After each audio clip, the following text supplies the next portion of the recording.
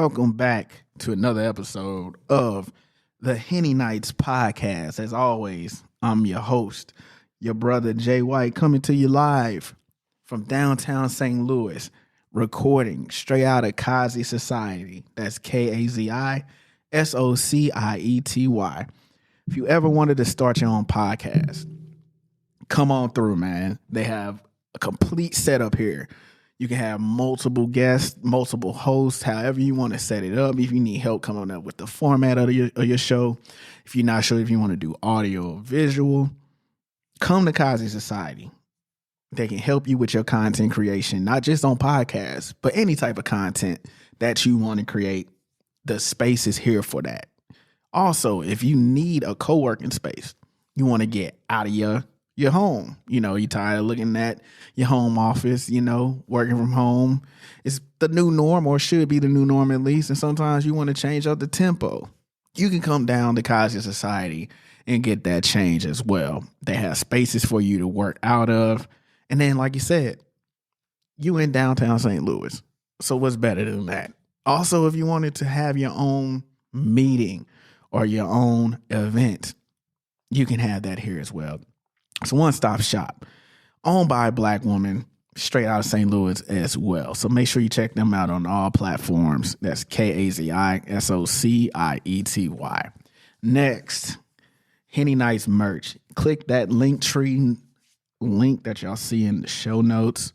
It's going to take you to the merch store. That's where you get your hoodies, your crew necks, your tees, anything Henny Nights merch related. It's a one-stop shop for that as well. Appreciate all the support when it comes to copying merch. Y'all be out here wearing the tees and the crew necks and the hoodies, man. I really like to see it or whatever. So yeah, man, make sure y'all continue to support and also just share the podcast with your people. Anybody looking for a new podcast, make sure you send them this way. Send them Henny Nights way. As always, I greatly appreciate that. So, ain't no guest today. It's just me in the studio with the little bit of liquor I do have left, coming straight from the gig, straight here to record this episode. I wanted to do this episode solo because, one, it's about to be the end of the year and it's been a minute since I've done an episode solo. And two, I just wanted to get some stuff off my chest, basically, at this point. But the first thing that I wanted to get off my chest is I just want to say thank y'all. Thank y'all. The episode that dropped 2 weeks ago now, with shout out to Sha Wilson. The amount of feedback that I got with that episode, I was not expecting that at all. That was a topic that I wasn't even sure I still wanted to touch on until literally it was time to record. I had second thoughts about it. I didn't want to do it. Anxiety started flaring up, and the nervousness and anything like that. But because it is a raw subject, but getting the blessing to go ahead and do it, and the episode turning out the way it did, I can't thank y'all enough for supporting me and Sha. I posted a message that she got. Well, no, I posted a message from Sha that she sent me. Somebody heard our episode and had recently just lost their husband and whatnot, and it resonated for them. And Sha was in the bar when this was happening, and somebody approached her and thanked her for that episode and thanked her for us being on here, sharing our story or whatnot. And it just kind of reiterates and reinforces. Like sometimes as like just people, we need like that positive feedback, that pat on the back, to be like, yeah, keep going, whatever. Because when you in it, you in it. I can't speak for everyone, but for me, when I'm in it and I have tunnel vision, like, it can feel a little lonely. It can feel like, what is the reason that I'm doing this for? But that response to that episode is the whole reason why I wanted to do the podcast. One, it forced me out of my comfort zone because it wasn't somebody that I just know her from the content that she posted on TikTok. Never met her a day in my life or whatever, but the content resonated for me. And stepping out of my comfort zone to reach out to her and be like, hey, like, you want to do, a kid's podcast, your boy's podcast, out of St. Louis, what I'm saying? What we talking about? I just want to talk about grief this episode. And she was like, yeah. Like, we talk about shooting shots, mostly when it applies to like relationships or whatever. But that same shit applies to like, whether it's content creation or sharing your story or just going for that job or trying some new hobby or stepping out as an entrepreneur, like it's all encompassing of just like the reason why you go for it, because you don't know what'll happen. And so the feedback that I got from that episode, one of the top episodes that have been listened to. Like, I looked at the stats for that episode the other day, and like, I was blown away. I was completely blown away. But yeah, the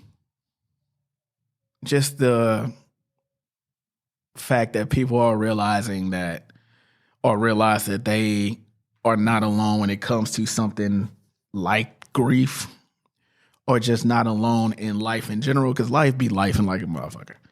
Let's be 100% clear. Life be lifing like a motherfucker. But I wanted to create a space to share those stories from all walks of life for people who, look like me. And the feedback that I got from this last episode, I just want to say thank y'all. I really, really do appreciate it. Appreciate everybody supporting, seeing what it is that I'm, attempting to do or trying to do here. And yeah, it meant a lot.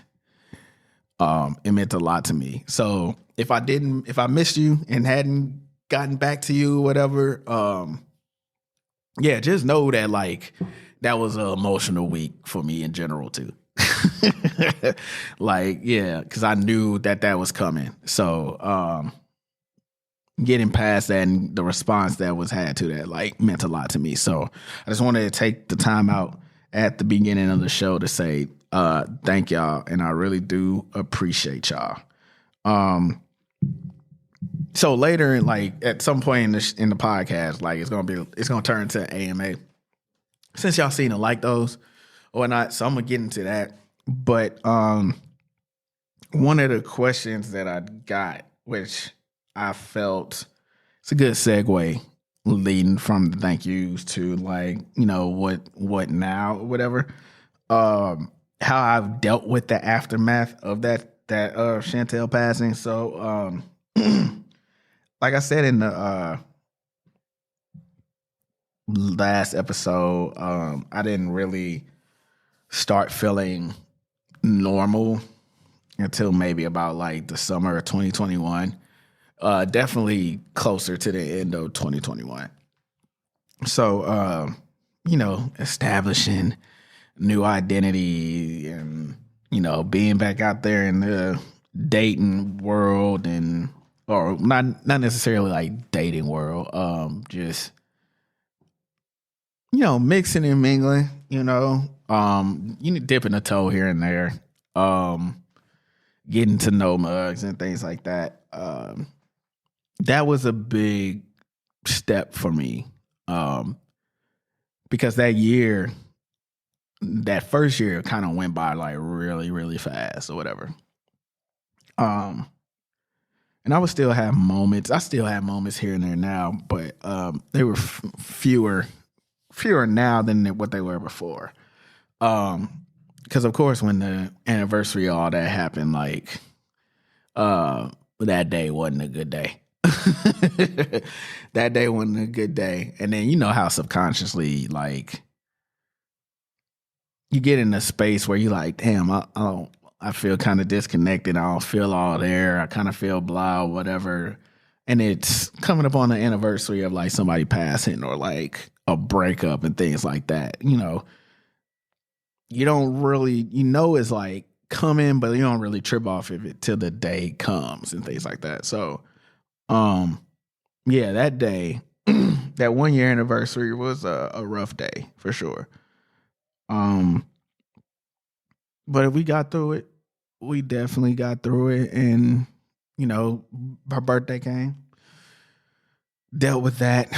And then, of course, the holidays came. And so it got I don't want to say like easier or whatever, but, it was manageable. That's a good way to say it. It became more manageable as time went past. It went by.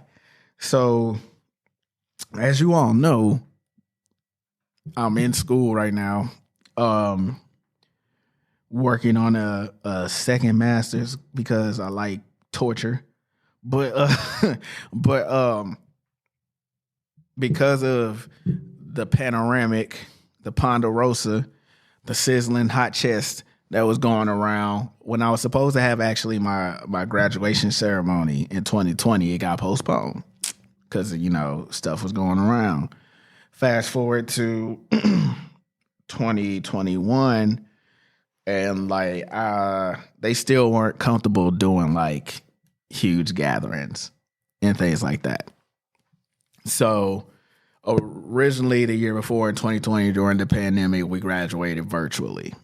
So at the end of the graduation, for my first master's, at the end of graduation, it was like, everybody that graduated, during this time period, we welcome y'all back to the ceremony in 2021. Well, we know how 2020, Jesus, we know how 2021 was still, or whatever. We don't know about that. So, another year goes by, still no ceremony. So by then I had kind of like, was just like, it is what it is. We'll figure it out. So in 2022, they announced that like class of 2020, 2021, and 2022, we doing graduation ceremonies at the school, limited amount of tickets or whatever. Cause you still worried about it, still social distancing to some extent or whatever, but it wasn't going to be at like a big venue. It's going to be at the school or whatever. So I was like, okay.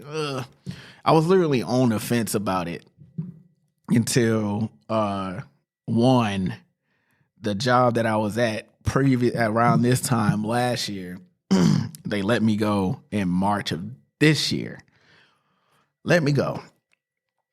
So I'm like, bruh, like, I ain't got no job right now. Like, this shit trash as fuck. What the fuck? What the fuck is going on or whatever? So it wasn't until the last minute. It was a series of events that happened. So one, I got a new job, the position that I'm in. And then the last day for us to be like, yeah, we want to attend graduation and here are our guests or whatever. I waited and I was like, you know what? Fuck it. We finna celebrate all that shit. Cause I'm not the best at like celebrating all my wins from time to time. I'm very much a like,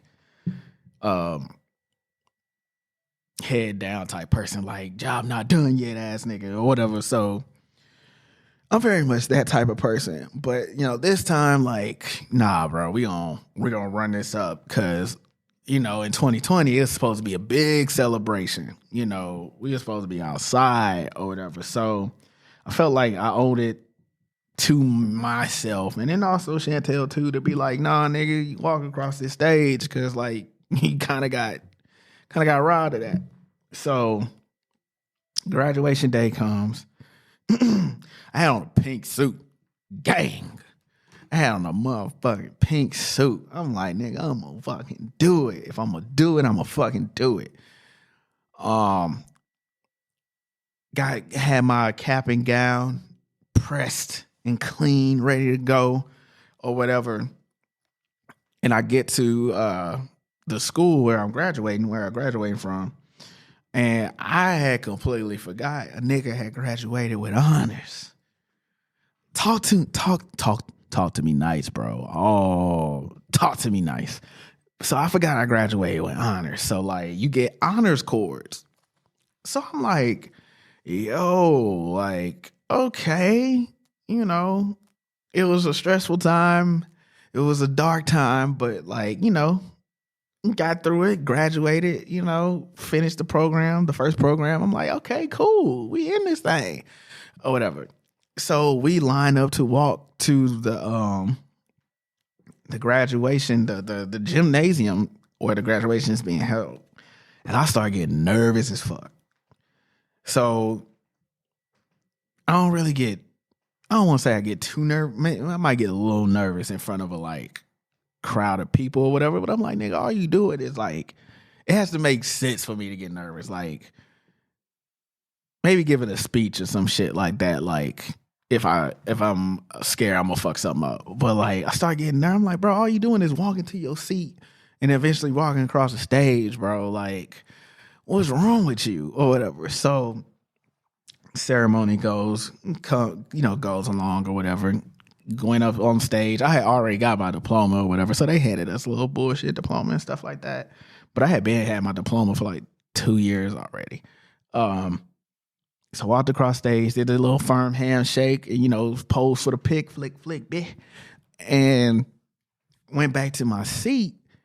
And like, I'm sitting in my seat, and like, I'm like super fucking emotional. Super emotional, like out of nowhere. Like, I'm like, bro, I didn't get this emotional when I got my thesis paper back, and it was like, yeah, you passed. Like, I was filled with joy during that time period, but like, never like tears. Like, oh shit. So, they let the ceremony out because they were having ceremonies like back to back to back to back. They were like, get in, get the fuck out, get in, get the fuck out, get in, get the fuck out. So I remember like they let the students out first into like the parking lot area, and I walked out, and I'm like, bruh, like I'm emotional as fuck right now or whatever. But then my family came, my sister and my brother-in-law was there. I gave them a hug. Moms and pops was there, hugged up on them or whatever. So I held it together or whatever. But like, wasn't entirely sure what the fuck, what was that emotion about or whatever. So, I had to self-assess. And then of course talk to my therapist about it or whatever. The next day, I had a session the next day. So I'm telling him about this. And I'm like, it just feels like that's a chapter that's closed for me. And then it clicked. The entire time that I was in undergrad, Chantel was with me the entire time. Like, she's one of the first people I actually told I was going back to school. And she was super excited about that. Like I had a whole plan. You know what I'm saying? Like, get this master's, up the price. Up the price on, motherfuckers who got hire me and shit like that. Like it's lit or whatever. So she was there from like the beginning of it or whatever. And when it was ugly, like when I was stressed the fuck out and things like that, like there. So it felt like not sad that like it ended. It was just like, yo, that 4-year period was a pivotal time for me or whatnot, and there are people in my life that when I started that journey that are no longer here.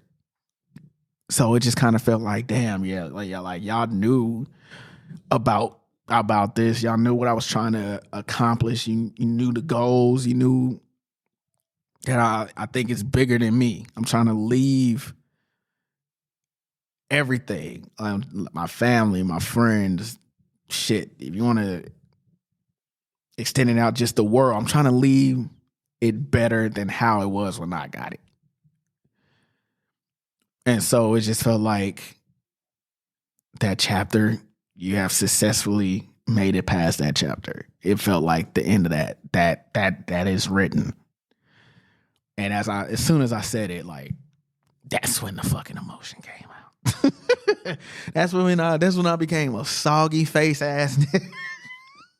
Soggy face ass nigga. But it was just like, wow, like, look at what you've been through. You know, because a lot of times we just look at it from a survival mode perspective of just like, gotta make it to the next day, gotta make it to the next day, gotta make it to the next day. And so, like, it just felt like, my nigga, you did that. Like, look at what you did. Look at what you've been through. Like, ain't no stopping now. Can't stop now. It's only up from here. So, yeah, it was, to answer that particular question for that person who asked me that, it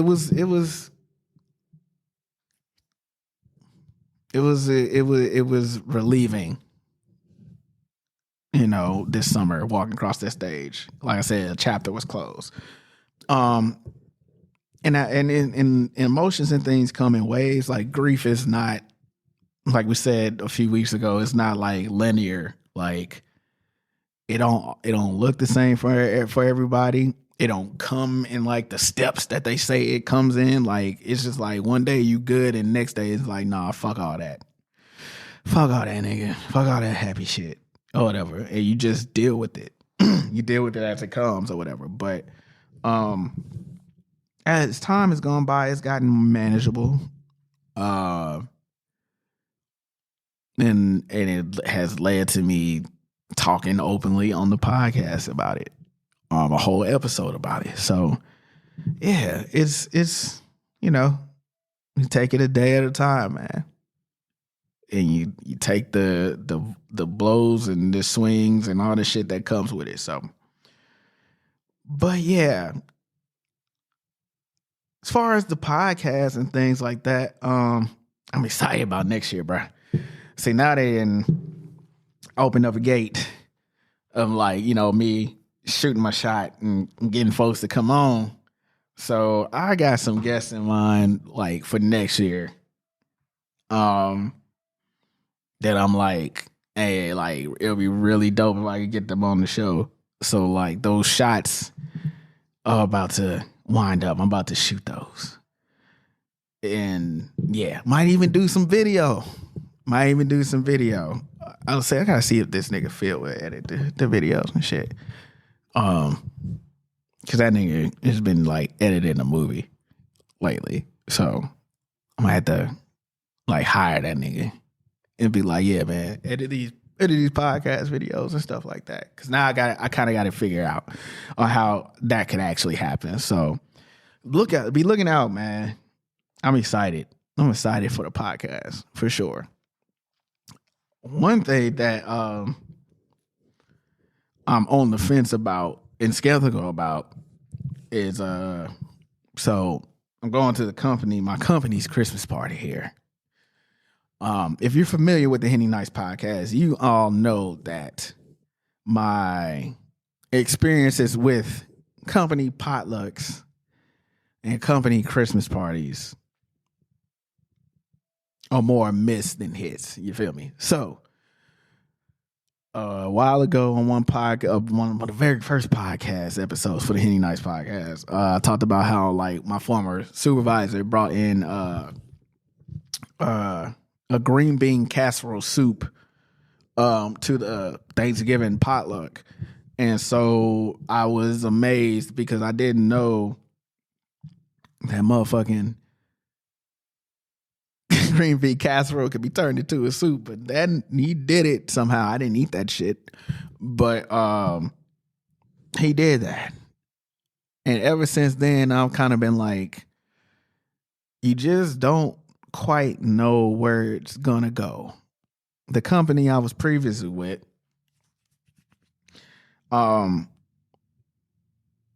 for whatever reason, when you're in the company with the mayonnaise people, the Christmas parties become like dick measuring contests, bro. So the company I was with last year, we had a Christmas party. And this is probably the one thing I probably miss about that gig. Is that 'cause I got a bonus last year. Huh. I could use that motherfucking bonus right now. But, you know, could go. We went to like some adult game bar type, you dig? The drinks was on not on the house, but it was on the CEO's card. So it's whatever you really fucking wanted to drink and stuff like that. But I had forgotten that because it was my first time actually, like, the last job I was actually in office. My job before that, I was at home.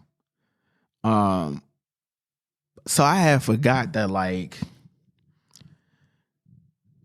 the pale skinned folks, they do that Christmas party shit. Like, that is their shit. That is their night of debauchery and more, if they can get away with it. So by the time I got to the actual Christmas party, because I had to make a stop before I got there and then, you know, finish up some work. By the time I got there, these motherfuckers was smacked already. Already smacked. It wasn't even 45 minutes in. And they are getting lit. They are getting lit. Told the fuck up. And so, like, you know, that's when the dick measuring starts. And there is no greater dick measurer than the punching bag game, the little arcade game where you hit the boxing bag as hard as you can, and it gives you your power levels, quote unquote, or whatever. Man, when I say CEO, fucking a couple other accountants, like the staff attorney on there, when I say they all are like some fucking high school boys punching this motherfucker, trying to see how hard they can hit it and who's this and who's that bullshit. Man, for a good 30 minutes, they going crazy. They are going crazy. So then, of course, I get dragged into it or whatever. So then it becomes like,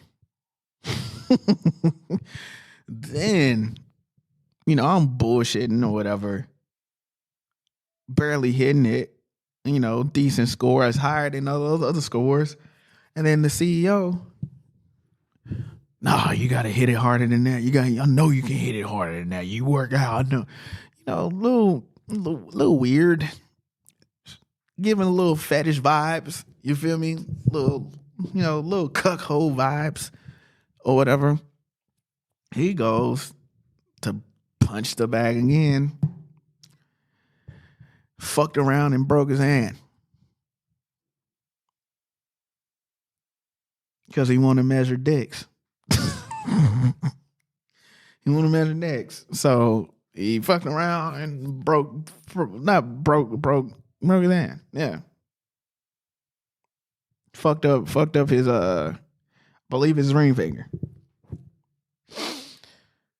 So with that in mind, I'm wary of fucking holiday parties. Super wary of them. I got one I'm going to tomorrow when this comes out. And don't get me wrong, like, my coworkers for the most part are cool. Most part are cool. You know, I will give them that. You know, when you go from, like, when you step into a different industry, it, you know, there are stereotypes that come with it or whatever. Yeah, coming from finance to where I'm at now, it's like night and day for sure. But I'm weary, you know. Now, where we're going, there is no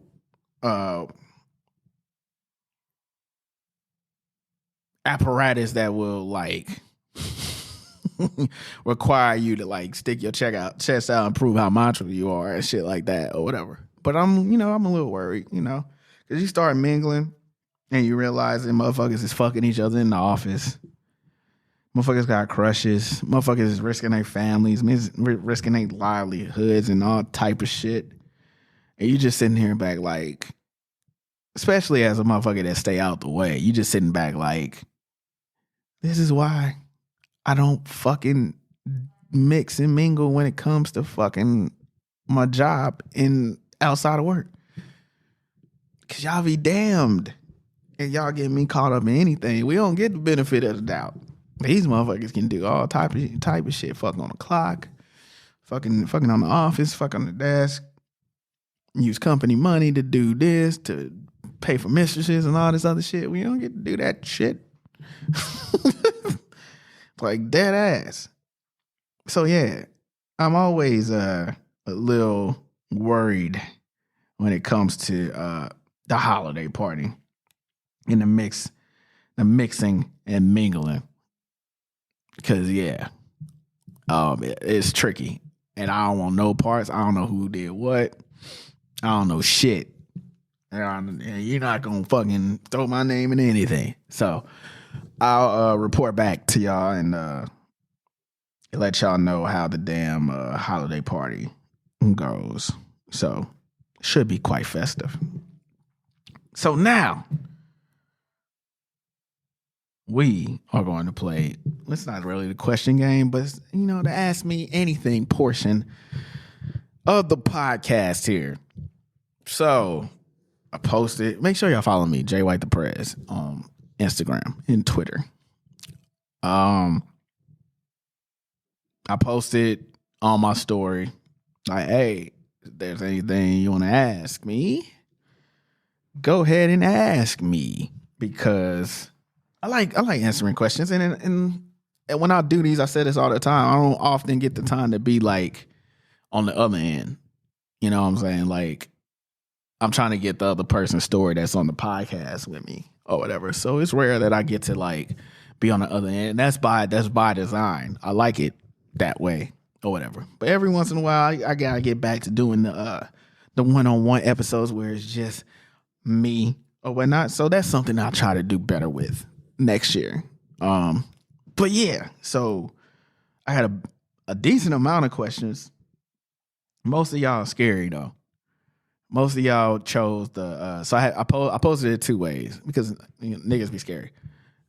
I did, the regular ass function on Instagram story where you can actually see what the person is asking you. And then I did the other way where that anonymous shit that like blew up over the summer or whatever. And you niggas went crazy in the goddamn anonymous portion. Like, you niggas ain't got no home training. Fuck wrong with y'all. But anyway, so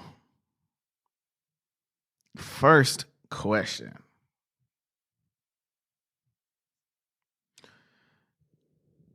Wildest thing that happened to you in a relationship? Wildest thing that happened to me in a relationship. So I normally don't. That didn't really happen to me though. Okay, so like all right, fuck it. I'll go with it. So in high school, I was dating this girl. And I think she's married now. I think she married to like a whole pastor or some shit like that. I think so. Yeah, she definitely giving first lady vibes. Shout out to her though, she cool people. But it was in high school, talking whatnot. You know how high school ones go. Cause I haven't really had no crazy shit happen to me like that in my adult relationships, because I be like with motherfuckers for a while until like you do some dumb shit, and then that's not really wild to me. That's just you being stupid. So like, why the fuck? Long story short, the girl brought a butcher knife to school, and I guess she was having like a hard day or whatever, and she pulled the knife out in class. So school lets out, and motherfuckers is running up to me like, "Yo, you heard what happened to such and such?" I'm like, "Nah, bro. I've been in class." Oh, she pulled out a whole motherfucking. You know how niggas exaggerate. She pulled out a whole fucking machete, nigga. I'm like, wait, what? Needless to say, she got expelled. Yeah. Knife, Catholic high school. Don't go hand to hand. Not really good. So she got expelled. So yeah. That might be the wildest thing. But again, like, my adult relationships have like, they're not that crazy. So I even when I was younger, I didn't do that crazy shit. Like, yeah, when Shorty got expelled, it was kind of like, it was on a down. That shit was a wrap. Like, bro, like, I'm never gonna see you again, for real. The fuck? And I'm not positive I want to keep seeing you, because nigga, you fucking losing and you pulling knives out the fucking book bag. Okay, Jason, the fuck? Like, shit is crazy. So yeah, that might be the wildest thing. Next question. How long will you grow your hair? I don't fucking know. I've been talking about fucking cutting my hair. I've been talking about cutting my shit since maybe like 2 months ago. I just haven't. Because for one, it's wintertime. It be cold out. And two, like, there's a very specific way I want it cut. Very specific way. So, like, right now, it's just easier for me to keep the Bart Simpson. Dead ass. Like, and it only becomes a fucking habit or a problem when I'm on that second week of where I need that haircut. My shit look like Jay-Z by the fucking head. It's only an issue when it gets to that point. But yeah. Favorite Jay-Z album? Good question. It might be probably the Black Album.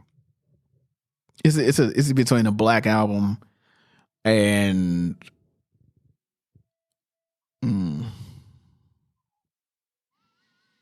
it's between the Black Album and American Gangster for me. And then Volume 2. So that'll probably be my order. Black Album, American Gangster, Volume 2. I'm assuming this person asked the same question. Favorite Drake album? Take Care. I'm with all that toxic shit. Bro, like, that era, that time frame, bro. Perfection. Fucking perfection, bro. Like, you mean to tell me you don't feel away when Take a Shot for Me comes on, bro? Like, stop playing. I had an ex tell me, like, if I was I had an ex tell me if I was able to, like, call her and she ain't pick up, and I, like, left a voicemail with just that playing in the background, or if I, like, decided to text her lyrics take a shot for me, she would instantly come running back.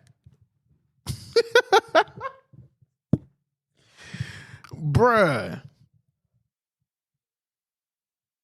What a time. And that was supposed to be the weekend album or whatever, but that corny nigga Aubrey did what he had to do, bro. So like Take Care is top tier to me, bro. Top tier. I know a lot of motherfuckers like Nothing Was the Same, or if you're reading this, it's too late. Like, I understand. Some motherfuckers even like Views. Take Care, bro. From start to finish. You gotta give it to that corny ass nigga for that one. Favorite Wayne album. Okay. Yeah, this person definitely asked the same questions. Favorite Lil Wayne album. Carter 2. That nigga Wayne was rapping on Carter 2. Like, I know, like, Carter 1, that's like, that is where the rocket is strapped to his back. But for me, Carter 2 is it, bro. I like rapping as rappers.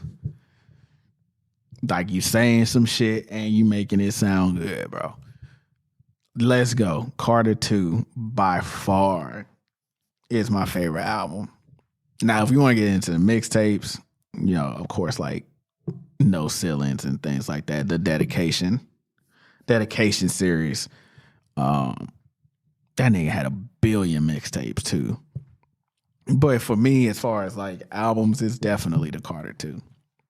And it's not even close. Carter 3, there's sentimental value to it because that's like our freshman year of college. So like a lot of the music that came out my freshman year of college like epitomized that year. Like, that was like the greatest summer into freshman year of college. That was just the greatest year ever. Newfound freedom, not grown, but older, you feeling good, feeling yourself, you in college, you doing the thing. You ain't exposed to different things or whatever. So like graduation and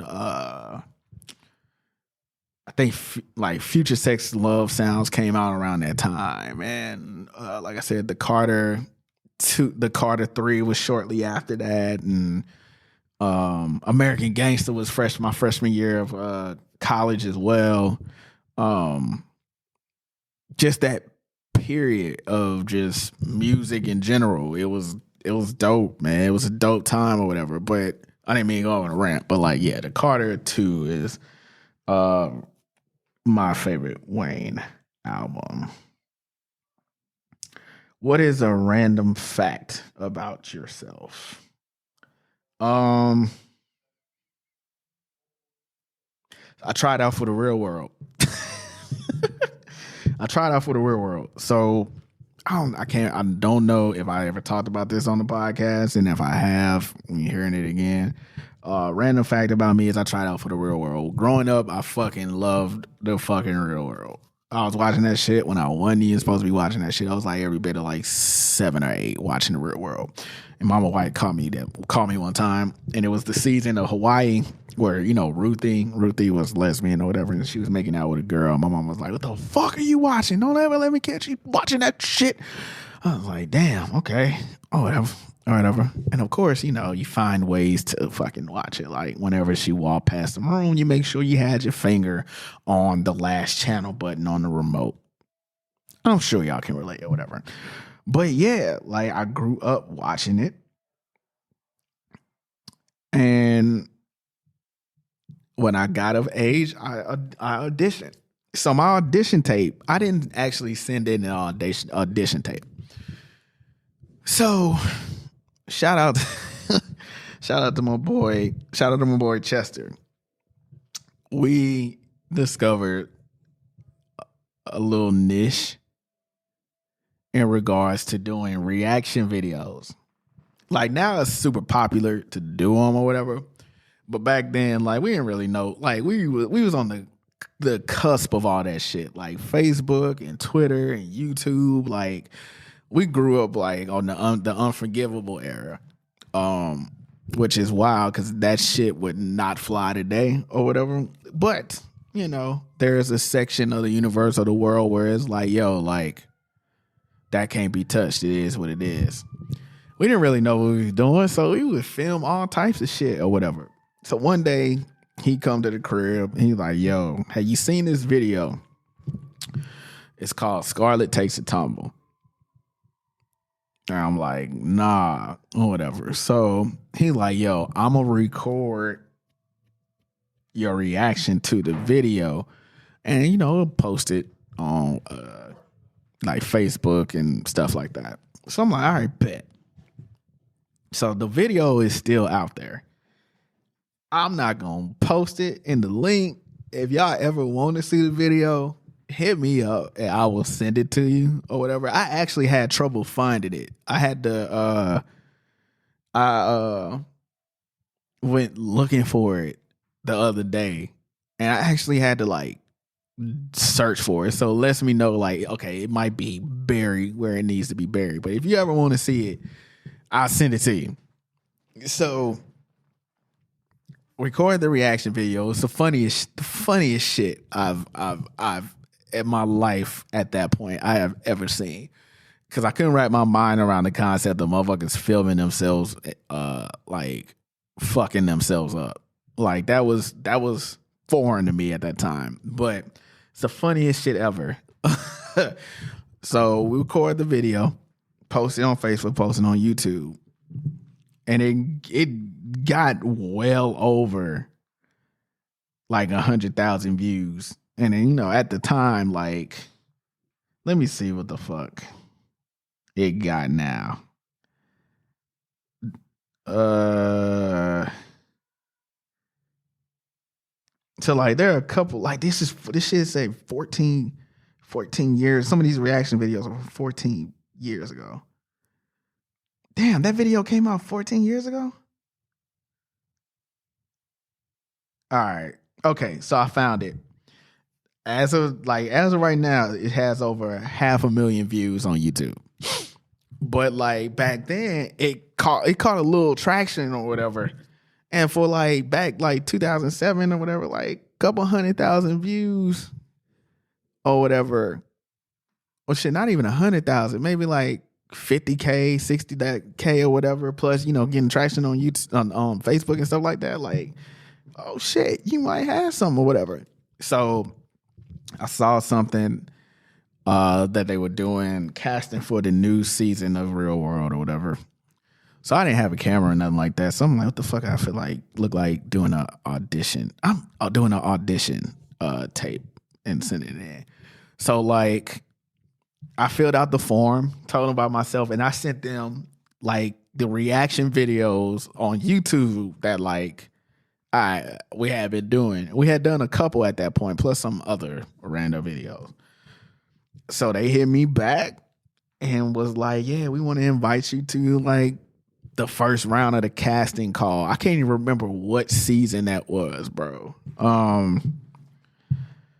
But they did the casting call at a bar around the corner from SLU, which is one of the main universities here in St. Louis or whatever. But I didn't get picked, obviously. When I actually sat at the audition table, because they were doing like round robin big, it was like 10 or 12 of us at the table. Yeah, I was sitting down with all white people.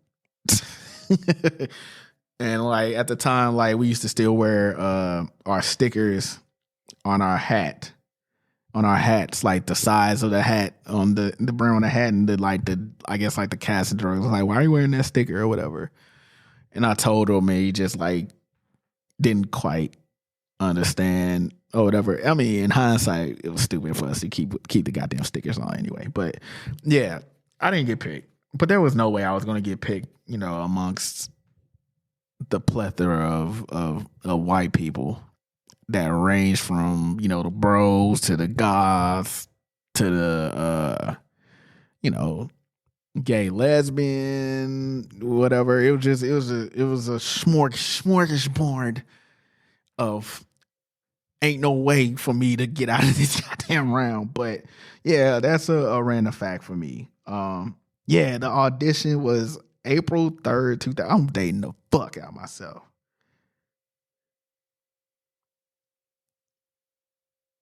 April 3rd, 2007. Nah, this ain't the season. This ain't the season that I was trying to audition for. Mine was in like 2000. Was it 9? Anyway, yeah, it was hellas ago. It was hellas ago. But that's a random fact about me. I tried out for the real world.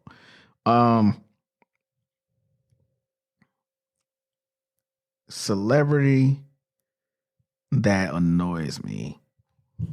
Honestly, right now, probably Krishan. Like, she and like the term celebrity is just like, man, it's a little bit of influence, a little bit of following. We're off the bam, celebrity. But if we're going by today's definition of it, Krishan, she talks in corduroy. Like, if you know, you know. Like, she like, and it's so crazy because I've seen other videos of her before she started dating Blueface or whatever, and like, very smart. At least appeared that way or whatever. But yeah, she talks in corduroy.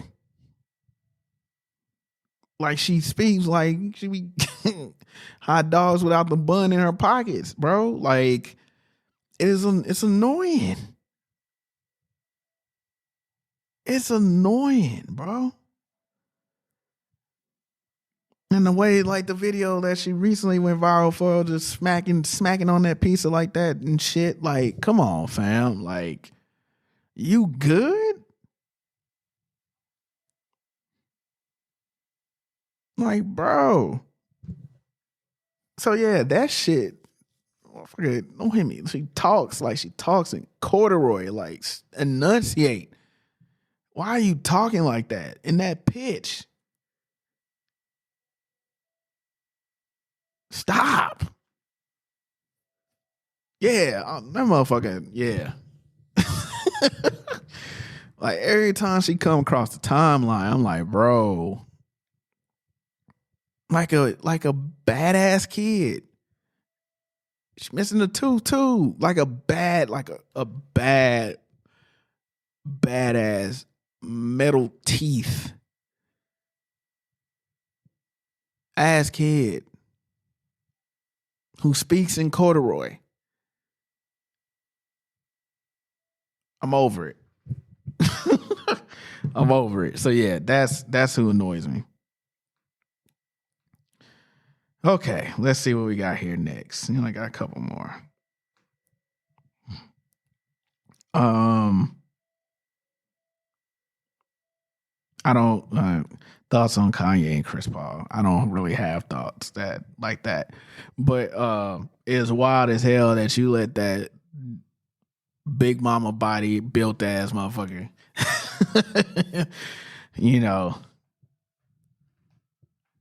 your ex-wife if that's true, you should let your ex-wife, let that nigga in. That nigga walk that State Farm commercial where he walking like an auntie. Yeah, bro. Like that, my nigga. We didn't need to know that either. He could have kept that shit to himself. Like, y'all know how I feel about Kanye, man. Let's not even do that. Let's not even go there.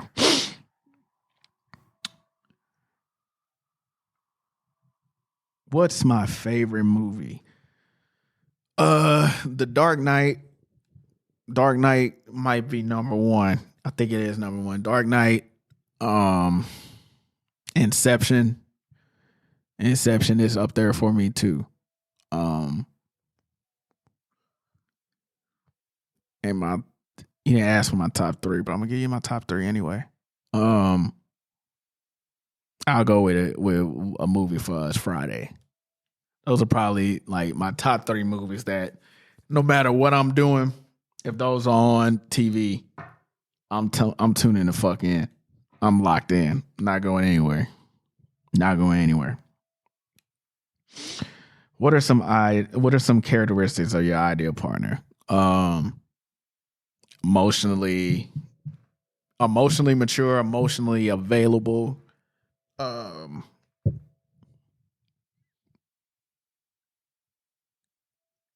Can have a good time. I'm an extrovert and can be introverted. So someone that can balance that out. Driven, team player, because I look at us as, when we're in a relationship, I look at us as a team. You want to accomplish something, you want to tackle something. Okay, how can I help you achieve that or get to that? Let's go. If you really want to go, we really want to do it, let's do it.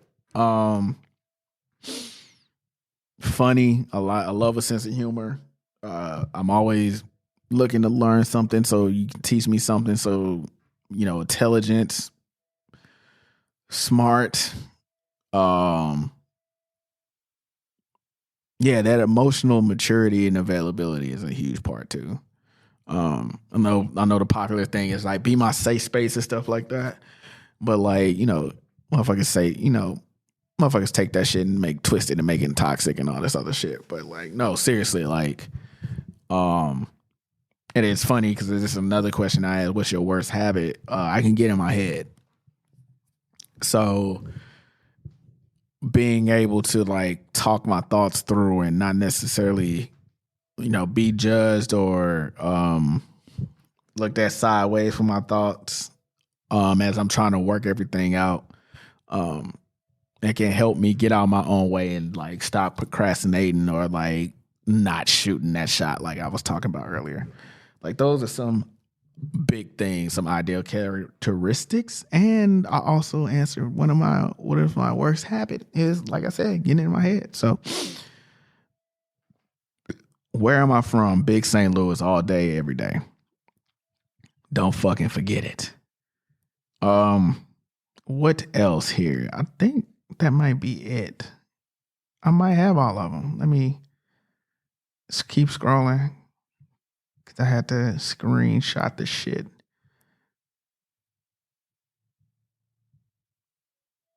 I already asked favorite movie. My sign. What's my sign? I'm a Capricorn. Big Capricorn energy. Birthday coming up too. Let's fucking get it. Please give me pickup lines that always work. I got you. I got just what the fuck you need, okay? So, what you see is shorty, and she yammed up out here. She looking nice. Them curtain baby hairs from her fucking wig laid, if that's your thing. And you like, I need to have that. You just walk up to her and be like, what it is, ho? What's up? Can a nigga get in them guns? Got it up like you ain't been cut? Show you how, don't you really fucking know? Get this shit.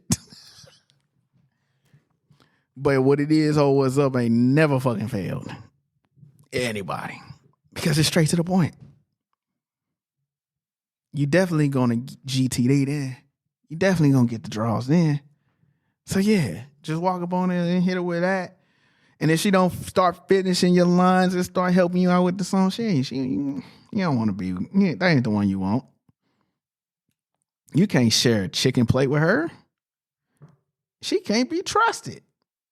So yeah, that's the pickup line you need to go with. But yeah, I appreciate y'all sending messages to me for me to answer. I always appreciate that, man. It's always dope. So remember to share this podcast with your people. I really, really appreciate the love, support, y'all rating the podcast, y'all sharing the podcast, y'all engage with the clips.